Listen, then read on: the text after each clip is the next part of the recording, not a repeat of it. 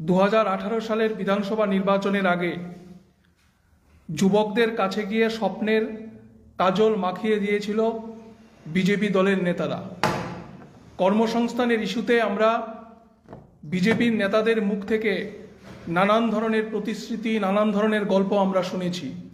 ঘরে ঘরে রোজগার, মিস কলে চাকরি, প্রথম বছরেই 50,000 বেকার ছেলে মেয়ের কর্মসংস্থান ইত্যাদি নানান প্রতিশ্রুতির কথা আমরা 18 বিধানসভা নির্বাচনের আগে শুনেছিলাম।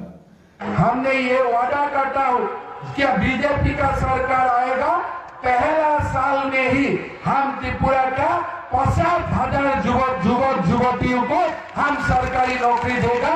ये हम ऐलान करके काम आगे बढ़ना चाहता हूं। अभी मैं एक साथ पढ़ रहा हूं 8882271955।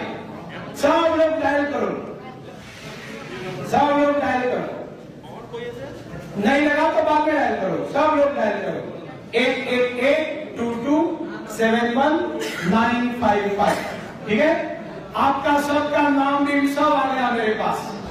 अब विप्लव आपसे सीधे बात करेंगे, मैं भी बात करूंगा, ठीक है ना। सब लोगों को रोजगार मिलेगा, मैं आज आपको वादा करता हूं। 12.5 लाख युवाओं को बीजेपी 5 साल के अंदर रोजगार देगी। और ये जो 60,000 नौकरियां भर नहीं रहे ना, पिंकुदा ने बताया है पूरे प्रदेश में आंदोलन होगा युवा मोर्चा का।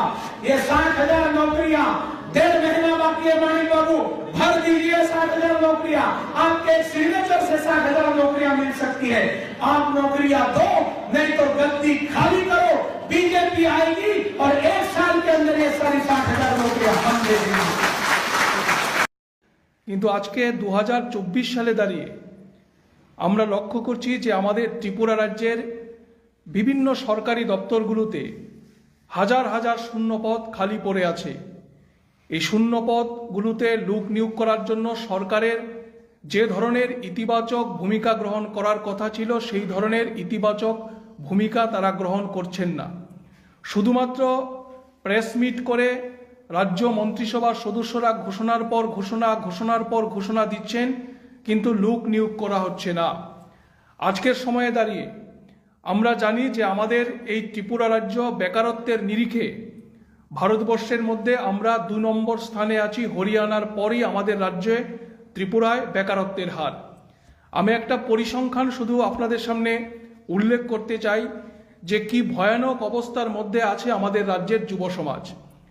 কেন্দ্রীয় শ্রম ও কর্মসংস্থান মন্ত্রকের 2022 সালের তথ্য হচ্ছে আমাদের রাজ্য থেকে কাজের খুঁজে ভিন রাজ্যে পাড়ি জমানো বেকারের সংখ্যা 92,000-এর বেশি।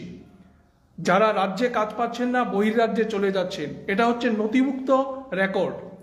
কিন্তু নথিভুক্ত ছাড়া আমরা জানি যে আরো শত শত যুবক যুবতীরা আছেন যারা রাজ্যের বাইরে চলে যাচ্ছেন। আমাদের ত্রিপুরা রাজ্যে তাদের কাজ হচ্ছে না, স্বপ্নভঙ্গের যন্ত্রণা নিয়ে তারা রাজ্য ছাড়তে বাধ্য হচ্ছে। এই হচ্ছে আমাদের ত্রিপুরা রাজ্যে বেকারত্বের অবস্থা, ভয়াবহ অবস্থা।